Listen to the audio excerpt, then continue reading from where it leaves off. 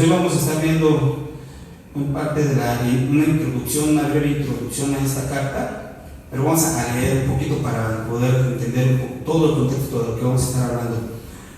Versículo 1 dice así: Pablo, apóstol, no de parte de hombres ni por medio de hombre, sino por medio de Jesucristo y de Dios Padre, quien lo resucitó de entre los muertos, y todos los hermanos que están conmigo, a las iglesias de Galacia. Gracia a ustedes y paz, de parte de Dios nuestro Padre y del Señor Jesucristo, quien se dio a sí mismo por nuestros pecados. De este modo nos libró de la presente época malvada, conforme a la voluntad de nuestro Dios y Padre, a quien sea la gloria por los siglos de los siglos. Amén. Vamos a orar. Padre, te damos gracias nuevamente, Señor, y pedimos tu dirección.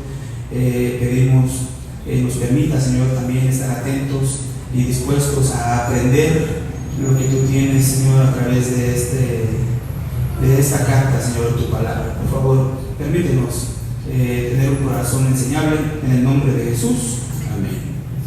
Amén, amén. Pues bueno, aquí ya leímos, es indudable esta pequeña introducción. Esta carta, pues bueno, la autoría está ahí, el apóstol Pablo, no hay duda. Pablo, apóstol.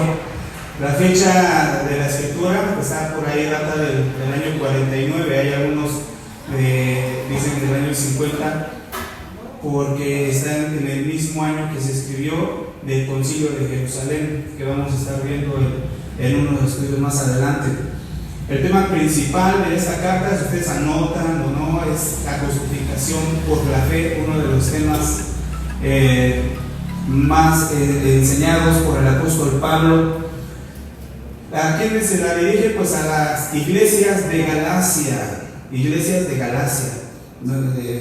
la Galacia, probablemente ubicadas en la actual Turquía, donde ahora es Turquía. Ahí es donde estaba Galacia. Ahora vamos a platicar un poquito más acerca de Galacia. Está escrita en griego y el lugar donde se escribió fue en Antioquía de Siria, donde el apóstol Pablo fue enviado, de ahí de ese lugar. Los versículos clave que vamos a encontrar en esta carta se encuentran en el 2.16, ahí subrayenlos, son muy conocidos. La verdad es que hay varios, pero solamente elegí 5, perdón. 2.16, sabiendo que el hombre no es justificado por las obras de la ley, sino por la fe de Jesucristo. Nosotros también hemos creído en Jesucristo para ser justificados por la fe de Cristo y no por las obras de la ley. Y por cuanto por las obras de la ley nadie será justificado. Ahí va dando forma, ¿no?, a todo lo que es el tema central de esta carta. En 2.20, con Cristo estoy, ese se lo saben, juntamente justificado, que ya no vivo yo, mas vive Cristo en mí. Y lo que ahora vivo en la carne, lo vivo en la fe del Hijo de Dios, el cual me amó y se entregó a sí mismo por mí.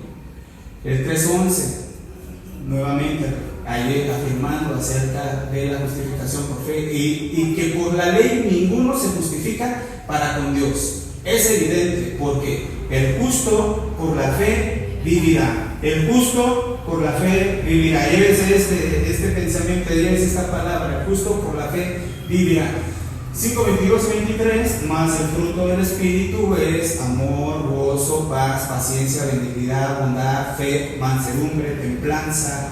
Contra tales cosas no hay ley.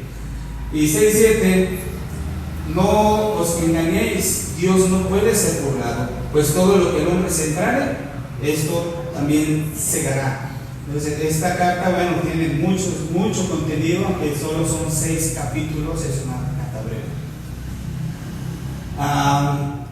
Miren, a los Gálatas, a esta carta de Gálatas se le ha sobrellamado como la declaración de independencia de la libertad cristiana. Y vamos a saber en qué sentido, en qué habla de esta libertad, y también como la carta magna de la iglesia.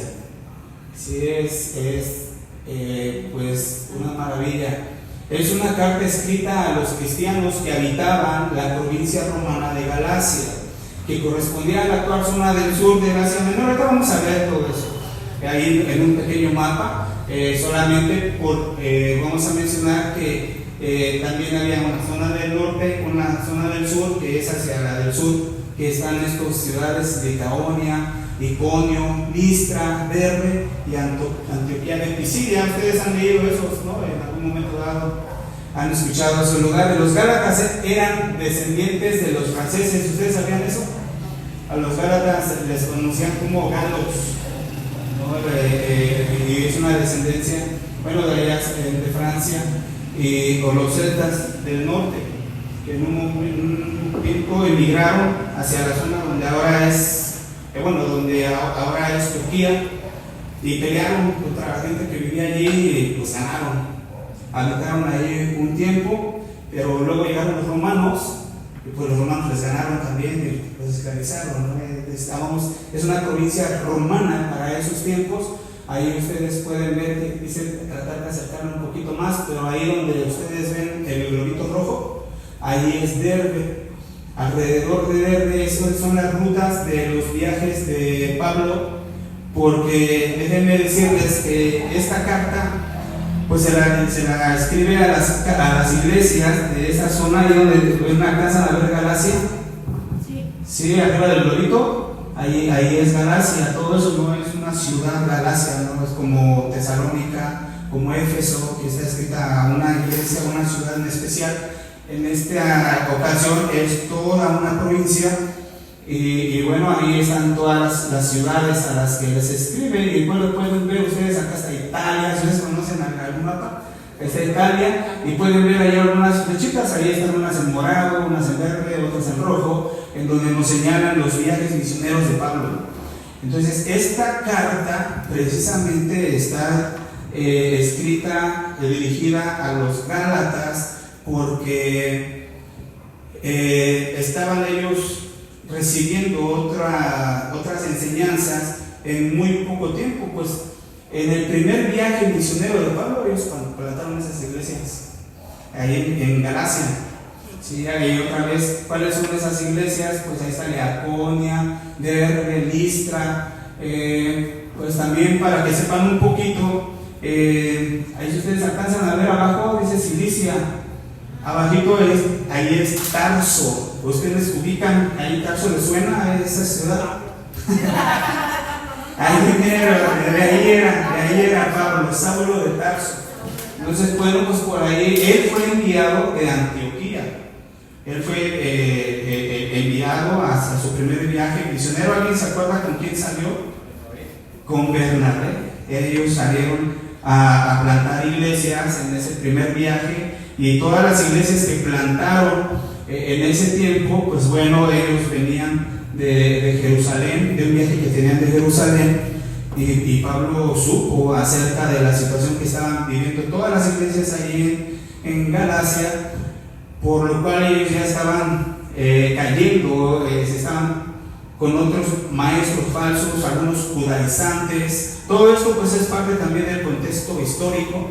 Había los que llegaban ahí, Pablo llegaba y plantaba, y después de Pablo venían otros grupos de maestros cristianos, judíos, pero que traían también todavía religión judía, y mezclada ahí, se les llamaba como judaizantes, y tenían un problema grave, ¿sí? Un problema que vamos a analizar ahorita en los siguientes minutos, que bueno, ahí está. Vamos a seguir hablando un poquito acerca de la zona, y ahí tienen ustedes un poquito para darnos una idea, ¿no?, de dónde se encuentra el panorama. El trasfondo de esta carta, algunos otros convienen que se refería a todas estas ciudades donde Pablo y Bernabé evangelizaron. Parece que, en lo que les comentaba hace rato, escribió esta carta antes del concilio de Jerusalén, en el 49, precisamente, donde trataron todos estos temas que ya estaban afectando a la comunidad cristiana, ¿no? Con las ideas les voy a adelantar un poquito. Los judaizantes decían a los nuevos cristianos, a los nuevos convertidos, a las nuevas iglesias, que para ser salvos también tenían que tener a la práctica algunas prácticas del Antiguo Testamento. Sí, era principalmente la circuncisión. Sí, que tenían que circuncidar para poder ser salvos. Con esto, pues bueno, se destapaba una gran problemática. Y sí, había entre otras situaciones, pero pues bueno, ellos venían ahí a afectar a lo que Pablo les había enseñado. ¿A ustedes les ha pasado con alguien así? O usted le ha enseñado la palabra a alguien y luego de repente llegó a alguien y le enseñó otra cosa. Ya ni vienen a la iglesia porque ya les dijeron que no es necesario congregarse. Correcto. Ok, parece que, bueno, en el concilio pues se debatieron estos temas y pues se resolvió ahí y surgieron ahí algunas preguntas que podemos también introducir. Uno, ¿es la fe en Jesucristo como Señor y Salvador el único medio para salvación? ¿O usted qué dice? Sí. ¿Sí? ¿Se requiere obedecer ciertas costumbres judaicas del Antiguo Testamento para obtener la salvación? Bueno, pues esas situaciones así estaban pasando. Estaban permitiendo, engañando, que tenían que hacer algunas cosas más, ¿sí? Hacer obras, ¿sí? Para poder alcanzar la salvación. Entonces, más o menos ya se imaginan por dónde va el tema. Bien. Bueno, Pablo supo que algunos maestros o ciertos maestros judíos estaban inquietando a sus recién convertidos de estas iglesias y que les imponían la circuncisión, pues era lo mismo que hacían los judíos, el pueblo de Israel.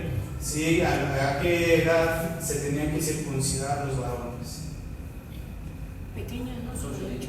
8 días, ¿qué representaba? Como la presentación Pues tenía que ver, sí, parte del pueblo judío, pero también era una representación de un derramamiento de sangre. Pero se acuerdan que también cuando algunas personas gentiles conocían a los judíos, a los israelíes, querían ser parte de su pueblo, era que tenían que circuncidarse para poder ser aceptados, ¿sí? Entonces, por el contenido de la carta se deduce que los adversarios judíos de Pablo lo estaban atacando personalmente porque pues querían opacar su influencia en las iglesias, ¿sí? Pero fíjense, aquí ya va empezando ese trasfondo de saber que hay un problema grave, ¿sí? Viene el apóstol que enseña el evangelio, gente se convierte, prepara y capacita maestros, levanta iglesias, se van y llegan otros enseñándoles otras cosas y bueno, lo acusaban estos judíos o judaizantes, lo acusaban de que él no era del grupo original de los apóstoles. Vayan anotando todo lo que vamos a estar viendo. Lo acusaban de que su mensaje de la gracia se alejaba del evangelio. ¿El mensaje de la gracia de quién es? Pablo. Claro, de Jesús, pero el que Pablo estaba enseñando era la salvación. ¿La salvación es por fe? ¿La salvación se obtiene es por fe? ¿O por gracia? Mediante la fe, ¿no? Mediante la fe. Sí, es un juego de palabras ahí, pero es. Sí, hay que dominarlo. Es por gracia, por medio de la fe. Pareciera que después de su encuentro con Pedro en Antioquía, y vamos a ver ahí unos problemitas que tuvieron también por Pablo, pues él es judío y pues tenía ya algunos conflictos con esto.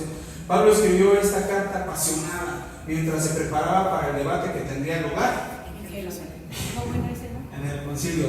Lo vamos a leer, una pasadita. Que la iglesia, el propósito de esta carta es que la iglesia salga, escucha esta palabra, anótela, del legalismo judaico, que no vuelva a esclavizarse, que no vuelvan a esclavizarse y que anden en el espíritu. ¿Qué suena eso de que vuelvan a esclavizarse? Cuando echamos paso atrás. Gálatas 5:1, ¿alguien se lo sabe de memoria? ¿No? ¿Justificados por la fe? No, dice no vuelvan al yugo de esclavitud. sino estar firmes en la fe, ¿no? Para no volver al yugo de esclavitud. Pues son los temas que está desarrollando. También el propósito es enfatizar el apostolado y el evangelio predicado por Pablo, que viene directamente de Dios y de Cristo y no por mediación humana. La muerte de Jesús ha puesto fin a las observaciones religiosas, étnicas, esta lucha que tenían por parte de los judíos. El propósito también es que el Espíritu produce la justicia que la ley no puede producir, el Espíritu Santo. Y el Espíritu Santo capacita a los creyentes para no rendirse a los deseos pecaminosos, y también la persona recibe el Espíritu por medio de la fe en Cristo Jesús. Es toda la parte de la doctrina de lo que nosotros enseñamos, de lo que nosotros conocemos y también pues practicamos, ¿no? Ahí esa es la parte final. Vamos a introducirnos. ¿Alguna duda? ¿Algo que quieran, alguien que sepa, que domine Gálatas, que quiera aportar más? ¿No? Ok, pues bueno, como introducción vamos a dejarla allí para poder dar los siguientes minutos a este tema. ¿Ustedes conocen qué significa apología? ¿Les suena esa palabra? ¿Han escuchado una apologeta? Que andaba en ese tiempo también por ahí, ¿no? Y a los cepas les decían cepetas. Filósofo griego. No, pues es defender en sí la verdad, defender una verdad, defender la fe. Sí, la apología, ¿no? La apologeta somos nosotros. Sí, o nos dejamos llevar por cualquier corriente de doctrina, o cómo andamos en ese sentido. Está interesante. Bueno, vamos a ver el versículo 1. Pablo apóstol, no de parte de hombres ni por medio de hombre, sino por medio de Jesucristo y de Dios Padre, a quien lo resucitó de entre los muertos. El tema principal que va a encabezar esta pequeña parte de este estudio, pues es defendiendo la verdad, ¿sí? Y el primer subtema que vamos a ver, el principal es defendiendo la verdad, y el subtema primero es afirmando el llamado, ¿sí? Necesitamos también estar a nosotros. ¿Qué tipo de llamado tiene usted? ¿Usted ha sido llamado por Dios? ¿O nos va a hacer como alguna vez alguien nos dijo, pues es que a mí nada más me dijeron que yo hiciera, y pues aquí estoy y ya no quiero? No, Pablo escribe con seguridad y enérgicamente. Vamos a escuchar en esta carta una característica de Pablo, ¿sí? No como en las demás cartas. De hecho, se cree que es la primera carta que escribe el apóstol Pablo, pero como que en un sentido enérgico, no con esa calma de saludar, hola, ¿cómo están? Gracias. Sí, hace unos saludos, pero muy breves, muy rápido, pero también vamos a escuchar también su tono y algunas palabras con las cuales va a confrontar a los creyentes de Galacia. Entonces ahí vamos a estar checando todo eso. Pablo, pues fue necesario sacar sus credenciales apostólicas. En el contexto que estamos hablando, recuerdan que leímos que estaban los judaizantes de alguna manera acusando a Pablo de las enseñanzas que estaba él trayendo, y directamente le decían pues que él no era como un apóstol, o como no tenía como cierta autoridad para enseñar lo que él estaba enseñando en el tema del Evangelio de la Gracia. Sin embargo, a él le fue necesario introducir esta carta primeramente como Pablo, luego dice siervo de Jesucristo, ¿no? Y aquí como dice Pablo apóstol. Sí, hermana, adelante. Es que lo que él escribe o por lo que él da esas cartas es porque precisamente el ataque ya era frontal, ya era contra él directamente para sacarlo, para ellos ya poner su doctrina, digamos, para que ya su doctrina de ellos subiera. Entonces tuvo que hacer esto no por creerse mucho, sino para reafirmar su posición como apóstol de Cristo. Sí, hay algunos que dicen pues tampoco les gustaban mucho, ¿no? Estar él sacando sus credenciales, pero era necesario porque también ¿quién estaba él defendiendo en sí? Confrontando a los gálatas, también a los maestros, estos falsos maestros, pero también en el rescate del verdadero evangelio, de la fe, de lo que se estaba pervirtiendo, ¿no? Entonces, pues sí, él llega con ese sentido, es como tú le hablas a alguien de Cristo, le das el evangelio, le viene esperanza, pero tú te vas a la semana siguiente, lo ves a los 15 días y bueno, lo vuelves a ver todo apagado. ¿Qué fue lo que pasó? No, pues ya me dijeron otra cosa, ¿no? Eso no sucedía o no sucede luego mucho, ¿no? Pues también no ayudan. Y vamos a ver al final por qué hay personas que hacen eso. ¿Por qué también aquí los judaizantes llegaban a hacer eso? ¿Sería que no sabían lo que estaban haciendo, el perjuicio que estaban haciendo, el daño que estaban haciendo a la comunidad cristiana? ¿Será eso o qué pasará? Oye, muchos de ellos creen que tienen la verdad, ¿no? Que tienen la verdad, tienen la razón. Bueno, pues vemos aquí algunas situaciones que Pablo en esta carta él asume y llega directamente, ¿sí?, a tratar el tema. Y vamos a escuchar el tono en el cual él va a seguir hablando en ese sentido enérgico, afirmando el llamado como la respuesta a los falsos maestros que decían que Pablo no es un apóstol y que él no tiene autoridad. No se originó su llamado con el hombre, no fue un llamado de hombres, ni no vino tampoco a través del hombre, sino aquí dice en las primeras líneas, él es por medio de apóstol, no porque alguien lo puso, ni porque él se puso como muchos actualmente, pero sino por Jesucristo y por Dios.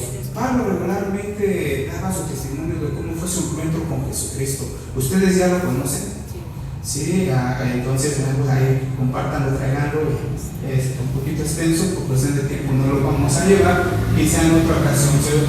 Se originó con Dios y vino directamente con Dios. Su posición como apóstol, ¿sí?, no solamente es una cuestión de trabajo, de acción, sino también se basaba, era de él en un título que él tenía, que Dios le había dado.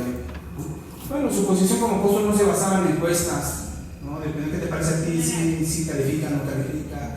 No provenía de ningún consejo humano, se basaban en un llamado divino hecho tanto por el Padre como por el Hijo, dice ahí en nuestro texto. Continuamos en términos bíblicos. ¿Usted sabe qué es un apóstol? ¿Ha escuchado qué significa apóstol? ¿Usted conoce algún apóstol? Ok. En términos bíblicos, un apóstol es un enviado o mensajero con una misión específica. Sí, bueno, hay algunas diferencias. Eso es lo que es el término bíblico. Los apóstoles, ¿sí?, aquí habla acerca de los 12 apóstoles, ¿sí?, también fueron enviados por Jesús para predicar, enseñar y hacer discípulos. ¿Sí? Entonces, en términos generales, un apóstol es alguien enviado para dar mensaje, para hacer por Dios. Tenían que haber sido testigos oculares de la resurrección de Cristo para poder dar testimonio de ella. ¿Sí? Es alguna de las características para ser un apóstol, ¿sí?, de Jesucristo. ¿Será que los que están ahorita saliendo hayan tenido eso? Pablo lo tuvo, ¿sí?, testigo de su resurrección. Pues sí, también a Damasco, ¿no? Y Jesús le llamó, y Jesús lo nombró. Jesús también por medio lo envió. Entonces, pues bueno, ahí todos los apóstoles jugaron un papel fundamental. Ya estamos hablando de los 12 en la fundación y expansión de la iglesia cristiana. También Pablo, aunque no estuvo con ellos, no fue parte del grupo de los 12 en su tiempo, aunque que se eran contemporáneos. También fue llamado por Jesús. Qué buen detalle, ¿no? Sí. Chequenlo, porque a veces no nos imaginamos qué tipo de situaciones pueden enfrentarse nosotros escuchamos al apóstol Pablo y dices, oye, ¿cómo es que alguien se pusieron poner así? ¿No? Pues sí, no, es así como que tú, como, ¿por qué te estás dando esas enseñanzas? ¿No? Sí, y ellos, pues bueno, estaban tratando de desprestigiarlo. ¿Tienen alguna duda hasta ahí respecto a la afirmación del llamado que Pablo hace? Él se presenta como él y bueno, ya ahí están las credenciales. Avanzamos. Otro subtítulo que tenemos es el mensaje de la gracia, ¿sí? Defendiendo la verdad, que tiene que ver con el mensaje de la gracia. Dice el versículo 3: gracia a ustedes y paz de parte de Dios, nuestro Dios Padre, nuestro Señor Jesucristo, que nosotros ya lo habíamos leído, ¿verdad? Aquí envía ese saludo, pero es interesante porque es un saludo que hace ahí en Galacia, pues no eran judíos los que habitaban allí, algunos que venían de las zonas de allá de Francia, pero también eran, ¿cómo se les conoce a los que no son del pueblo de Dios? Gentiles, exactamente, era una ciudad de gentiles. Y pues en aquel tiempo, acuérdense que el imperio anterior fue Grecia, entonces estaba mucho el idioma griego. Y también para los judíos era el saludo de paz. Entonces para los griegos, gracia; para los judíos, paz. Gracia y paz de nuestro Señor Jesucristo y de nuestro Padre, quien se dio a sí mismo. Presenta ahí a Jesús también algo interesante que nos hace ver desde el principio la intención que él tenía ya con esta carta, con los temas que iba a hablar y abordar el tema de la gracia, porque los judaizantes estaban ellos empecinados en decirles que cómo era posible que Pablo quitara la circuncisión, ¿sí?, que traían ellos como tradición, y solamente alcanzar la salvación por pura gracia, ¿sí?, por gracia. Entonces, con esta mención que habla de que Jesús se dio a sí mismo, introduce a este tema. Jesús vio lo más grande que alguien pueda dar a sí mismo, su propia vida, por nosotros, por ti y por mí. Jesús vio el mayor regalo que pudo, se entregó a sí mismo. Hay un sentido en el que ni siquiera comenzamos a dar hasta que nos damos a nosotros mismos. ¿Cómo sabe usted en relación con Dios? En sus relaciones interpersonales.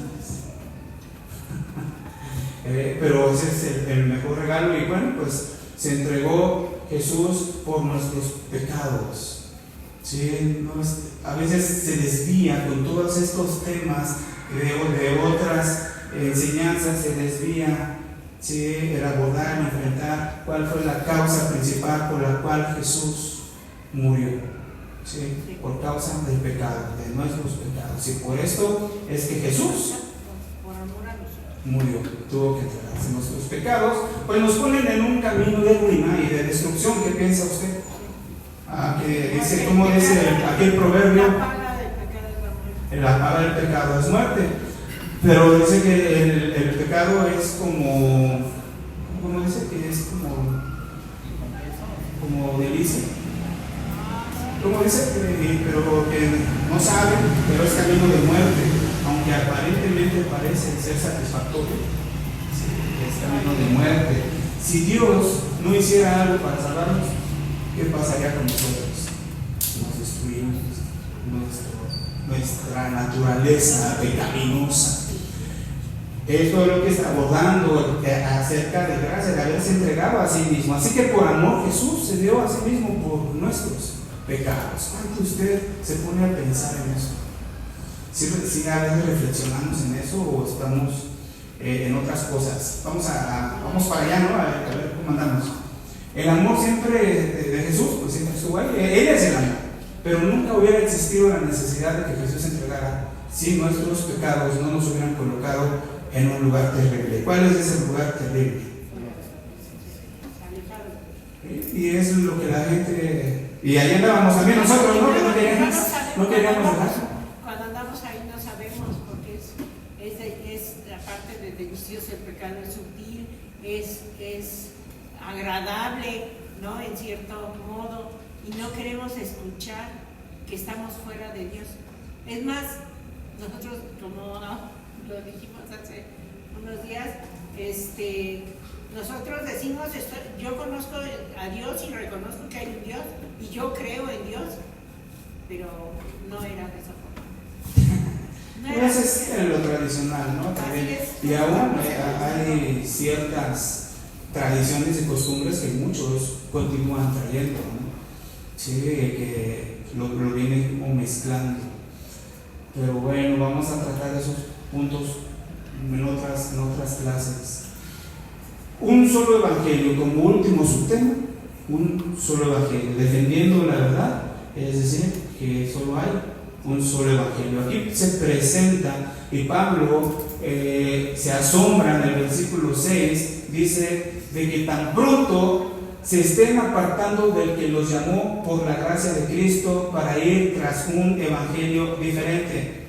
Escuchen ahí, estoy asombrado, dice, pero no hacen asombrar, sino ¿cómo es que tan rápido ustedes perdieron la fe y creyeron a alguien más cuando les dijimos que era por gracia para ir tras un evangelio diferente? ¿Alguien de usted sabe por ahí, Anita, Alonso, qué significa evangelio? ¿Qué es evangelio?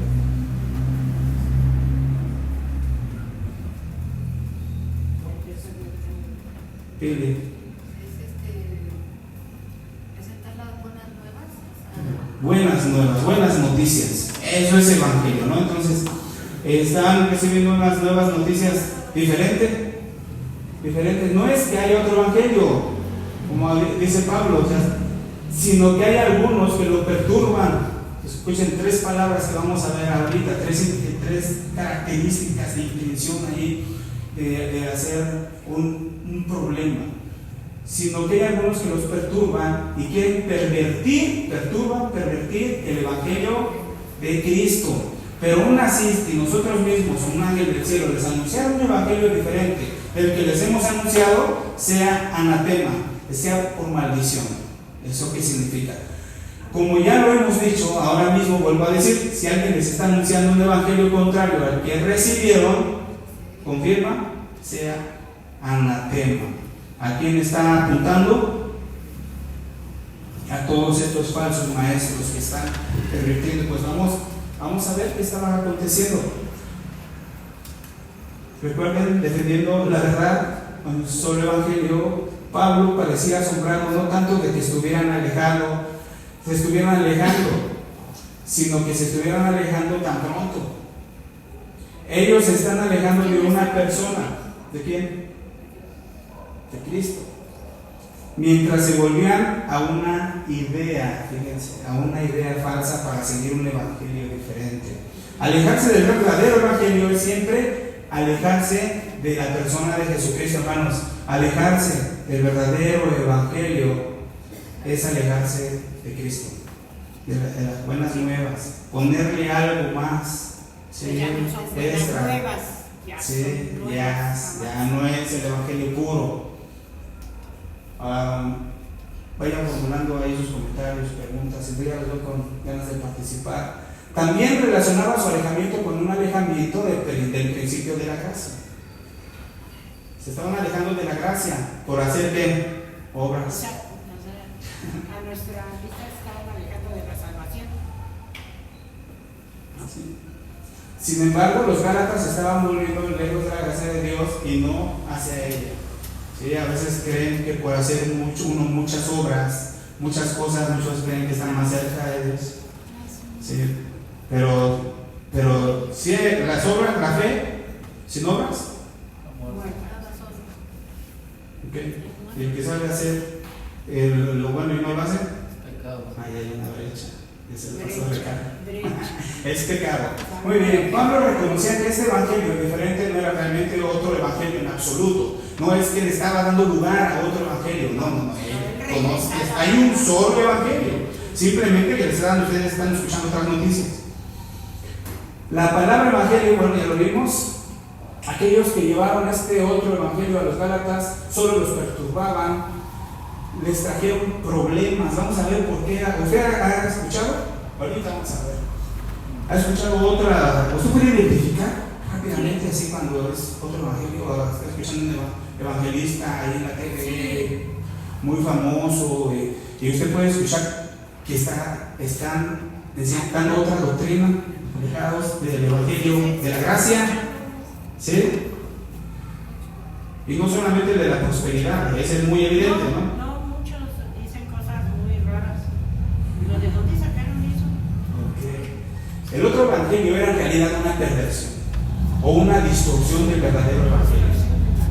Usó los nombres e ideas familiares para los cristianos, ¿sí?, de Galacia, pero torció ligeramente las ideas para hacer que su mensaje fuera aún más engañoso. Al parecer, mira, si haces esto o haces aquello, es que tú vas a tener mejores privilegios con Dios. ¿Han escuchado personas que dicen estar tal vez en un sentido mejor a veces que nosotros, dentro de aquí de cristianos, ¿no?, de nosotros, y pues que Dios les dice en gran manera, pero pues no los vemos por aquí colaborando en la obra, ¿no?, sirviendo, estudiando, y dices, bueno, que ellos que están escuchando, que conocen, que saben. Algunos otros dicen, pues yo aquí en mi casa, y Dios, yo aquí no es necesario acercarme a la iglesia o congregarme. No, aquí escucho la prédica, leo la Biblia y oro todo el tiempo, mando mensajes. Y hay quienes lo apoyan. Y vamos a ver cuál es el contexto de todo eso. Pablo claramente escribió que estas personas quieren distorsionar las buenas nuevas de Jesús. ¿Cuál era el problema principal que estaba enfrentando entonces? Ya vimos que ya resolvió su llamado, el apóstol de la autoridad para poder enseñar el mensaje que él traía por medio de los apóstoles, que él estuvo con ellos, que él se entrevistó con ellos. Y bueno, fue enviado por Jesús, que tiene toda la autoridad, ¿sí?, que le fue dada también para que él fuera a enseñar y hacer discípulos. El evangelio de Pablo solo valía la pena defenderlo y luchar por él, porque de hecho era el evangelio de Cristo Jesús. El evangelio el mensaje del evangelio es lo que Jesús hizo en la cruz por nosotros, revelado por las Escrituras y probado por la resurrección. ¿Usted conoce el evangelio? ¿Sí saben? Por ahí los jóvenes cómo andan. ¿Saben cuáles son las buenas noticias? Ustedes le comparten las buenas noticias a jóvenes, a adolescentes. ¿Cuáles son esas buenas noticias? En un mundo perdido, en un mundo en decadencia, en un mundo sin esperanza, prendes la TV, te metes en las redes y bueno, parece que todo esto ya falta poco para que se acabe. Pero en medio de todo eso, ¿cuáles son las buenas noticias? ¿Hacia dónde está destinada la humanidad? ¿Cuál es la buena noticia? La salvación. ¿Cómo? ¿Por medio de qué? Porque muchos buscan la salvación, ya estamos hablando aquí, haciendo, algunos se circuncidan, son parte de un grupo, algunos otros se ponen de rodillas, otros hacen mucho gastadero de dinero para hacer ofrendas y obtener en un sentido un rinconcito en el cielo, ¿no? En un sentido así. Pero ¿cuál es el evangelio? Necesitamos, hermanos y amada iglesia, estar con el evangelio fresco, ¿sí? Saber lo que Jesús hizo por nosotros, que nosotros somos siendo pecadores, Él murió por nosotros, estamos destinados a la muerte, al infierno, por toda una eternidad, y Él nos rescató y puso su vida para salvarnos a nosotros. La buena noticia es que no todo está perdido, sino que en el gran amor de Dios dio a su Hijo Jesús para que tú y yo que merecemos morir, Él tomara nuestro lugar para darnos perdón, salvación, vida eterna. Sí, es el evangelio que la gente necesita escuchar y que nosotros tenemos que estar frescos. Nos pueden poner otras cosas o enseñar otras cosas y estamos peligrando, hermanos. Cuando comprendemos cuán ofensivo es el verdadero evangelio, bueno, esto ya es para sacar una conclusión. Vayan sacando sus preguntas porque ya les toca. Cuando comprendemos cuán ofensivo es el verdadero evangelio para la naturaleza humana, entendemos mejor por qué alguien querría pervertirlo. A mí me llamó la atención eso, está interesante. Porque alguien quisiera pervertirlo. Miren, cómo se ofende la humanidad con el verdadero evangelio. El evangelio no solamente tiene una cara bonita, como la podemos platicar, ¿sí? Tienes una salvación, pero alguien murió, tuvo un precio muy alto, pero también hay gente que el Evangelio ofende nuestro orgullo. Nos dice que necesitamos un Salvador y que no podemos salvarnos a nosotros mismos. No nos da ningún crédito por nuestra salvación. Todo es obra de Jesús para nosotros. Nosotros no intervenimos, no podemos salvarnos. Aunque muchos prefieren buscar ¿cómo le llaman? Otras vidas que no hay. El Evangelio ofende nuestra sabiduría. Nos salva por algo que muchos consideran una tontería. Dios se hace hombre y muere una muerte humillante y vergonzosa por nosotros. Muchos la desaprueban. ¿Sí? Y ven a Jesús que murió y ahí se quedan. No conocen a Jesús resucitado y que Él vive. Pero también eso les ofende. ¿Cómo? O sea, ¿por qué me estás entendiendo eso? ¿Por qué me quieres decir eso? ¿No? El Evangelio ofende también nuestro conocimiento. Nos dice que creamos algo que va en contra del conocimiento científico y la experiencia personal. ¿No es así? ¿Se puede comprobar? En un laboratorio. Ese es nuestro maestro. ¿Qué es un hombre muerto? El científico de la experiencia personal, ¿qué es un hombre muerto? Jesucristo se levantó de entre los muertos en un cuerpo nuevo y glorioso que nunca volverá a morir, y así como Él, todos los que hemos creído y le seguimos y le amamos y le hemos sido fieles. Entonces, hermanos, hay hermanas preguntitas que se le habían brincado hace ratito. Dice, ¿y tú? ¿Qué tan apologeta eres? ¿Cómo defiendes la fe? ¿Le estás compartiendo a alguien? ¿Estás seguro de lo que le estás enseñando? Te llegan con preguntas y tú dices, bueno, sí, también está bien. ¿Sí? Mientras, mira, todo pinte para bien, mira, si te fluye, eres de Dios. ¿Qué más han escuchado? ¿Conoces el verdadero evangelio? Necesitamos conocer el verdadero evangelio para identificar uno falso, ¿no es así? Sí, hay unos que son muy sutiles, los disfrazan bastante bien. Pueden identificar otro, de qué manera lo defiendes, cómo te estás preparando, capacitando, cómo te estás empapando de la palabra de Dios, cuánto sabes de tu Dios, cuánto sabes de la obra de Cristo, cuánto conoces de la iglesia, cómo es de la humanidad, cómo estamos nosotros empapados en ese sentido. Están creciendo un montón de ideologías. Ya vemos nosotros por aquí en México un montón de gente idólatra, y ya con santería y un montón de cosas, ¿no? Incluso pues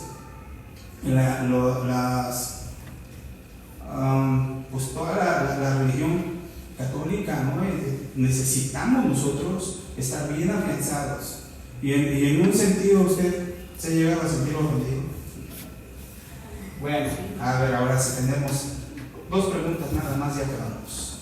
¿Nos va a hacer dos preguntas? No, ustedes, dos preguntas que le quieran hacer. Sí. Quiero. O una participación, un aporte. Adelante. Esa parte, ¿cómo, lo que usted preguntaba, cómo podemos defender el evangelio si no lo conocemos, ¿no? Si nosotros nos podemos hablar con un testigo de Jehová, por ejemplo, ellos leen mucho, ¿no? Ellos sí se aprenden los versículos en dónde está tal, en dónde está tal, ¿no? Y nosotros a veces no sabemos eso. No podemos hablar con alguien porque nos da luego la vuelta, ¿no? Aunque en un sentido las doctrinas son por obras y no por gracia. Sí. Chocan, ¿no? En un sentido de decir, bueno, sí. La experiencia. Pero la cuestión es, con lo que iba era que si nosotros, como usted dice, no nos estamos capacitando, no estamos, dicen, es que leo la Biblia, sí, ¿qué más sabes? ¿No? Porque la Biblia dice una ¿Cuál es su don? ¿Cuál es su llamado que Dios le ha dado? Exacto, cuando le dices, pero es que somos llamados a Dios me ha llamado a servir. A servir a Dios. Dios me ha llamado a ser parte de esta iglesia y juntos poder evangelizar a toda esta comunidad. Imagínense, hermanos, si a nosotros nos dicen que somos apóstoles y que somos enviados por Dios porque Él nos trajo a una iglesia, nos trajo a Puerto Seguro, nos libró de tantas cosas que hoy lo podemos ver en retrospectiva, ¿no? Sí. Entonces, cuando nosotros no estamos agradecidos con Dios, no buscamos ese don que Él nos dio, ese talento o esas cosas para servirle en su iglesia. Bueno, ni siquiera con los vecinos, ¿no? No lo hacemos, hermano. Entonces, ¿cómo podemos decir que nosotros somos apartados para Dios? Amén.